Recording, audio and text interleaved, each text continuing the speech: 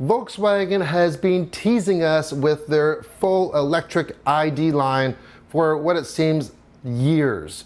You know, I remember about 3 years ago, one cool winter morning in Southern California where I actually had a chance to check out 3 of their concept ID vehicles. The first one was the actual sedan, which we know now is the ID.4. Then the ID Buzz, you know, the Volkswagen van. You know, I can't wait for that to come out. And we actually got to drive that concept. It was a one-off. And then there was the ID Cross, and that's a very important vehicle because today we are taking a look at the actual vehicle, the ID.4, which was formerly the Cross. These are the very first images that we will see for the ID.4, and the best thing, we will get this in North America.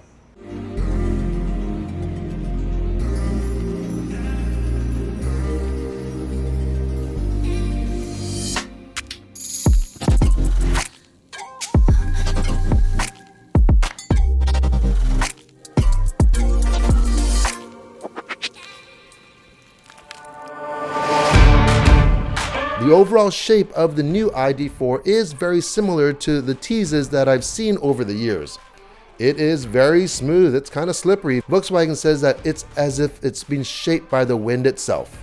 The drag coefficient is only 0.28, and one of the most distinguishing elements of this design has to be the IQ light treatment. The front features a simple yet stylish light assembly, and you have a light up center which breaks up vertically, giving it more of a grille type of look in the front.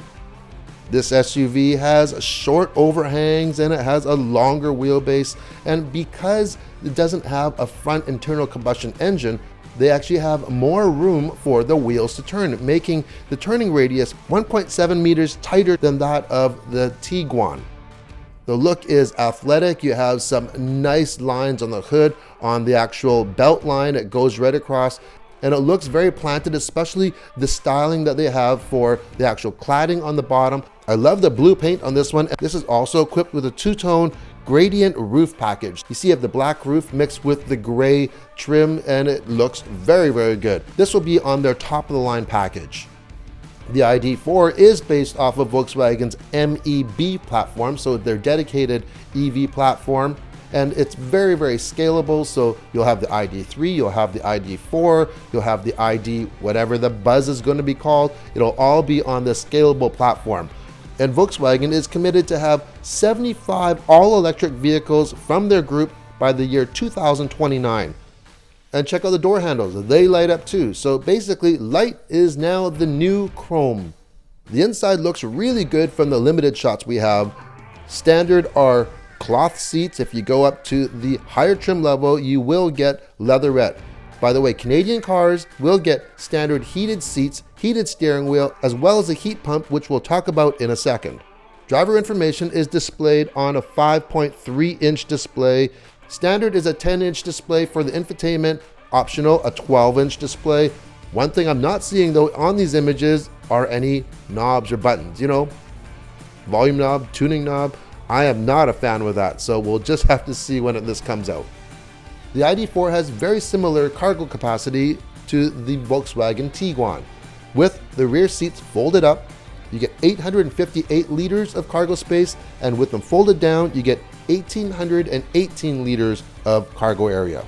So what's powering this ID.4? Well, first of all, battery-wise, you have one option right now, and that is a 288-cell, 82 kilowatt hour battery. Now, this is a sandwich style with thermal management. Now, for the first 2 years, this ID.4 will be made in Germany, and the cells for the battery are from LG. After that, the ID.4 will be built right in the USA at their Chattanooga plant in Tennessee, and the batteries will be from SK Innovation, which are in Georgia, Atlanta. Range at this time is estimated at over 400 kilometers, around 250 miles, but that can change, and it does vary depending on where you are in the world and what type of testing they do to get those numbers. The ID.4 will be available as a rear-wheel drive first, and then the all-wheel drive model will follow. So we talked about the heated seats and the heated steering wheel for the Canadian market, but you also get a heated windshield and that heat pump that we talked about, which has a new coolant now, which lowers the boiling point, which makes it more efficient so it doesn't suck as much power out of your batteries on those super cold Canadian winter days. As for how much more efficient, we don't know at this point. Warranty for the ID.4 will be the same as what the e-Golf warranty is on their high voltage battery system, and that is 8 years or 160,000 kilometers. Performance-wise, these are the numbers I have right now. If you go for the all-wheel drive version, which obviously will probably have 2 motors, the combined power will be 302 horsepower. It'll run you from 0 to 60 in 5.8 seconds. And you can DC fast charge this up to 125 kilowatts.